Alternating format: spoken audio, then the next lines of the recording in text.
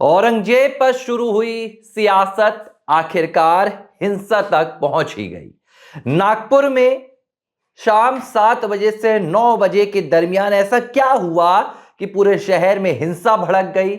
और क्या वाकई में ये अचानक भड़की हिंसा थी या पूरी साजिश इसके पीछे रची गई थी?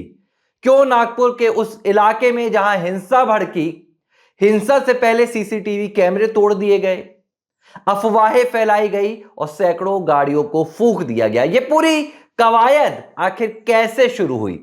किसने रची नागपुर में हिंसा की यह पूरी कहानी? औरंगजेब की दीवानगी आखिर किस पर सिर चढ़कर बोल रही है? पूरी कहानी बताएंगे। नमस्कार, एबीसी हिंदी न्यूज देख रहे हैं आप। मैं हूं आर मोहन तिवारी। महाराष्ट्र में पिछले 1 महीने से मुगल बादशाह औरंगजेब को लेकर जबरदस्त सियासत मची हुई थी। औरंगजेब की दीवानगी एक तबके के सिर पर सर चढ़कर बोल रही थी। समाजवादी पार्टी के अबू आजमी हों, कांग्रेस पार्टी के इमरान मसूद हों, राशिद अल्वी हों, उदित राज हों या एनसीपी के नेता, तमाम नेताओं को औरंगजेब में एक महान हस्ती नजर आ रही थी। भारत का निर्माता नजर आ रहा था, अखंड भारत का।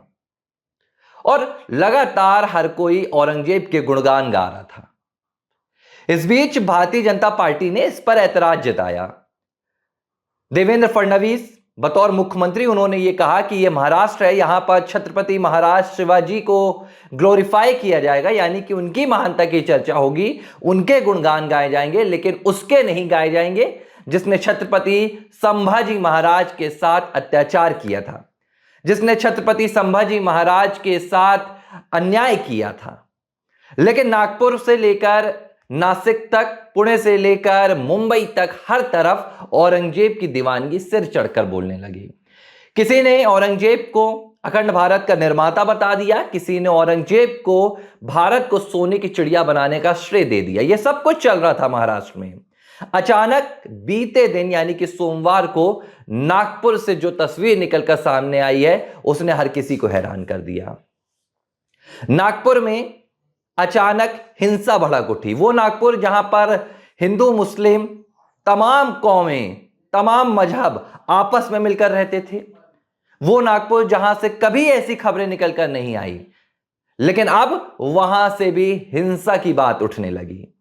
क्या हुआ है पहले यह बताते हैं, फिर इसके पीछे की क्या कहानी है यह भी समझाएंगे।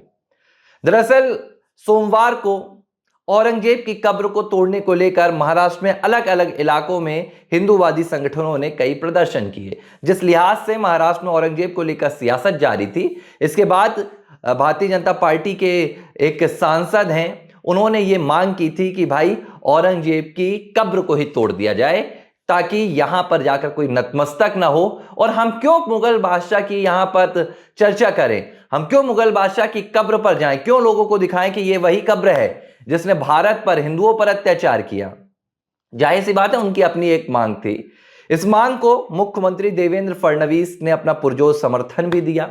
उन्होंने कहा जरूर हटेगी औरंगजेब की कब्र, लेकिन कानूनी तरीके से, क्योंकि संविधान है, कानून है और हम कानून का पालन करने वाले लोग हैं। चूंकि औरंगजेब का जो मकबरा है, औरंगजेब की जो कब्र है, वो छत्रपति संभाजी नगर में स्थित है और जो आर्कियोलॉजिकल सर्वे ऑफ इंडिया यानी कि एएसआई के अंतर्गत आती है। तो ये कोई ऐसा मकबरा या ऐसी कब्र नहीं है जिसे आप जब मर्जी आए तोड़ दे। कांग्रेस की सरकार के दौरान इस कब्र को एएसआई के अंतर्गत लाया गया था। तो देवेंद्र फडणवीस ने यह कहा कि हम इस कब्र को तोड़ेंगे, लेकिन कानूनी तरीके से तोड़ेंगे। अब जब मुख्यमंत्री देवेंद्र फडणवीस का यह बयान आता है तो औरंगजेब की जिनके सर पर चढ़कर दीवानगी बोल रही थी, उनको यह बयान बेहद चोटिल कर जाता है। महाराष्ट्र में सियासत होने लगी कि भाई आखिर औरंगजेब की कब्र को तोड़कर आपको क्या मिलेगा। सवाल तो फिर यह भी उठता है कि औरंगजेब की कब्र को छत्रपति संभाजी नगर में रखकर क्या मिलेगा। जहां पहले औरंगाबाद नाम था, अब आपने जब उस पूरे क्षेत्र को, उस पूरे शहर को छत्रपति संभाजी नगर का नाम दे दिया है, तो क्या संभाजी नगर में उस कब्र की पूजा होनी चाहिए, उस कब्र में इबादत होनी चाहिए जिस शख्स ने, जिस मुगल बादशाह ने छत्रपति संभाजी महाराज के साथ अत्याचार किया था, 40 दिनों तक संभाजी महाराज के साथ क्रूरता की थी। ये पूरा सब कुछ चल रहा था। महाराष्ट्र में सोमवार को इसे लेकर हिंदूवादी कई संगठनों ने प्रदर्शन किए, शांतिपूर्वक प्रदर्शन किए गए, जिसमें यह मांग की गई, ये लोकतांत्रिक तरीके से पुकार लगाई गई कि भाई औरंगजेब की कब्र को अलग कर दिया जाए, तोड़ दिया जाए। और ये प्रदर्शन नागपुर में हुए, नासिक में हुए, कोल्हापुर में हुए, पुणे में हुए, महाराष्ट्र के अलग अलग इलाकों में हुए। इस दरमियान जब नागपुर में सुबह गणेश पेठ में पुलिस स्टेशन के बाहर एक प्रदर्शन हो रहा था, वहां पर औरंगजेब का एक पुतला जलाया गया। अमूमन जो होता है, जब भी प्रदर्शन होता है तो आप प्रतीकात्मक चिन्ह या प्रतीकात्मक पुतले उस व्यक्ति के या जिसके खिलाफ आप प्रदर्शन कर रहे हैं उसे जलाया जाता है। एक लोकतांत्रिक परंपरा है और प्रशासन इसमें पूरा अपना सहयोग भी देता है। प्रशासन देखता है कि कहीं कोई आगजनी ना हो, हिंसा ना भड़के। तो गणेश पेठ में भी हिंदूवादी संगठनों के द्वारा औरंगजेब का एक पुतला फूंका गया, लेकिन यहां से एक अफवाह फैला दी गई। भारतीय जनता पार्टी के नागपुर सेंट्रल से यहां पर विधायक हैं, उन्होंने कहा है कि भाई एक अफवाह फैला दी गई। उन्होंने कहा कि यह बताया गया कि भाई एक धर्म विशेष की एक धार्मिक ग्रंथ को जला दिया गया। इस अफवाह के बाद अचानक नागपुर में शाम को 7 बजे से 9 बजे के दरमियान युवाओं की एक फौज निकलने लगी। एक दूसरे को सोशल मीडिया पर मैसेजेस भेजे जाने लगे कि भाई नागपुर में यह हो गया। अफवाह चारों तरफ ऐसी फैली कि देखते ही देखते नागपुर की सड़कों पर सैकड़ों की भीड़ उतर आई और रास्ते में जो भी आया उसे जलाने का काम शुरू हो गया। पुलिस पर पथराव का काम शुरू हो गया और सड़कें पत्थरों से लद गई। नागपुर में 7 से 9 बजे के दरमियान हिंसा पूरी तरह भड़क उठी। अब कई सवाल निकलकर सामने आते हैं। यह अफवाह किसने फैलाई? जब सब कुछ शांतिपूर्वक लोकतांत्रिक तरीके से चल रहा था तो यह अफवाह किसने फैलाई? हालांकि इसमें कोई दो राय नहीं है कि कई हिंदूवादी संगठनों ने यह भी कहा कि अगर औरंगजेब की कब्र नहीं हटाई जाती है तो हम वहां जाकर क्या सेवा करेंगे, लेकिन इसके बावजूद प्रशासन अपनी स्थिति में बना हुआ था। अब यहां एक और बात निकलकर सामने आती है। बीजेपी नेता हैं, उन्होंने कहा, प्रवीण, उनका दावा है कि जिस वक्त ये हिंसा भड़की उसके पहले सीसीटीवी कैमरेस जो लगे थे नागपुर के उस महाल इलाके में जहां पर ये पूरी हिंसा की घटना निकलकर सामने आई है, तमाम सीसीटीवी कैमरेस भी तोड़ दिए गए। अब जब आप हिंसा को देखते हैं तो उस बात निकलकर आती है कि हिंसा अचानक भड़क उठी, यानी कि लोगों में कोई अफवाह फैली, आक्रोश आया और लोग सड़कों पर उतर आए और गाड़ियों को जलाने का सिलसिला शुरू हो गया, पथराव का सिलसिला शुरू हो गया। लेकिन नागपुर से जो तस्वीर निकलकर आई है और जो दावे किए जा रहे हैं वो थोड़े से अलग है। बताया यह जा रहा है कि पहले सीसीटीवी कैमरों को तोड़ा गया, यानी कि पूरी तैयारी की गई थी ताकि जब हम हिंसा करने सड़कों पर निकले तो हमारी पहचान ना हो सके। जब हम तोड़फोड़ करें, जब हम पुलिस पर पथराव करें या हम किसी के घरों को जलाएं तो हमारी पहचान ना हो सके। यह अपने आप में हैरान कर देने वाला मामला है। यह समझने वाली बात है कि आखिर औरंगजेब की सियासत से किसे फायदा हो रहा है, औरंगजेब की कब्र को बचाने से आखिर किसे मुनाफा होगा। यह अपने आप में अब सोचने वाली बात है कि आखिर नागपुर में यह पूरी हिंसा की कहानी लिखी तो लिखी किसने।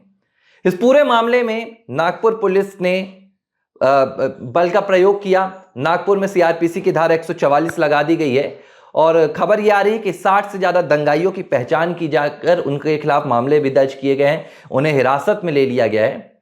और इसके अलावा 30 जो पुलिसकर्मी हैं वो भी घायल हुए हैं।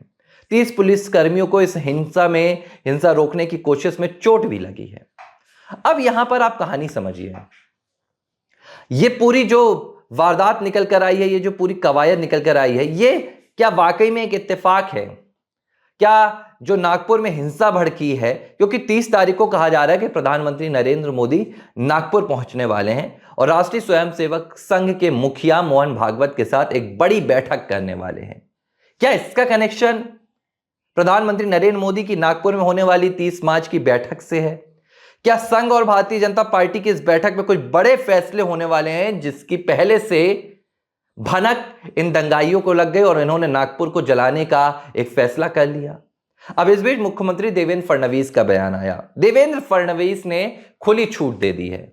उन्होंने नागपुर पुलिस आयुक्त को साफ तौर पर कह दिया है कि इन दंगाइयों को रोकने के लिए, इन हिंसाइयों को रोकने के लिए आपको जो भी कदम बेहतर लगता है, कड़ा सा कड़ा कदम उठाइए, हम आपके साथ हैं। देवेंद्र फडणवीस ने कहा कि नागपुर हिंसा के लिए नहीं है, नागपुर की जो पहचान है वो शांति के लिए है। नितिन गडकरी का भी बयान आया, उन्होंने भी यही बात दोहराई। उन्होंने कहा कि नागपुर में शांति बनाकर रखें और किसी तरह की अफवाहों पर ध्यान नहीं दें। तो ये पूरी कहानी जैसी दिख रही है वैसी असल में है नहीं। यह हिंसा कोई अचानक नहीं भड़की है। पुलिस ने 100 से ज्यादा सोशल मीडिया को भी खंगाला है और तलाश की जा रही है कि आखिर ये अफवाहें किसके द्वारा फैलाई गईं। इन अफवाहों को कौन चिंगारी लगा रहा था। जाहिर सी बात है, जिस लिहाज से महाराष्ट्र में औरंगजेब को लेकर सियासत भड़की हुई है, कई राजनीतिक दलों को इससे बड़ा नुकसान पहुंच रहा है जो एक ऐसे वोट बैंक की राजनीति करते हैं, जो तुष्टीकरण की राजनीति करते हैं, जिन्हें एंटी हिंदू बयानों से फायदा होता है। अब जब औरंगजेब की कब्र को हटाने की बात की जा रही है तो इनका वोट बैंक हिल रहा है और ये कोशिश कर रहे हैं कि अब नागपुर में अस्थिरता पैदा की जाए, नागपुर का माहौल बिगाड़ा जाए। हालांकि पुलिस मुस्तैद है, प्रशासन मुस्तैद है और सरकार भी इन दंगाइयों पर नजर रखी हुई है। हम भी यही बताएंगे कि आपको पूरी तरह से किसी भी अफवाहों पर ध्यान नहीं देना है। देश में फिलहाल कानून का राज है, लोकतंत्र है। जो भी होगा, जो भी होता है वो लोकतांत्रिक तरीके से होता है। तो किसी भी तरह की अफवाहों पर ध्यान देने की जरूरत नहीं है। ऐसे राजनेताओं से भी सावधान होने की जरूरत है जो आपको दंगों की और हिंसा की आग में झोंकने का काम करते हैं। ABC हिंदी न्यूज, आज ही जुड़िए हर खबर के साथ।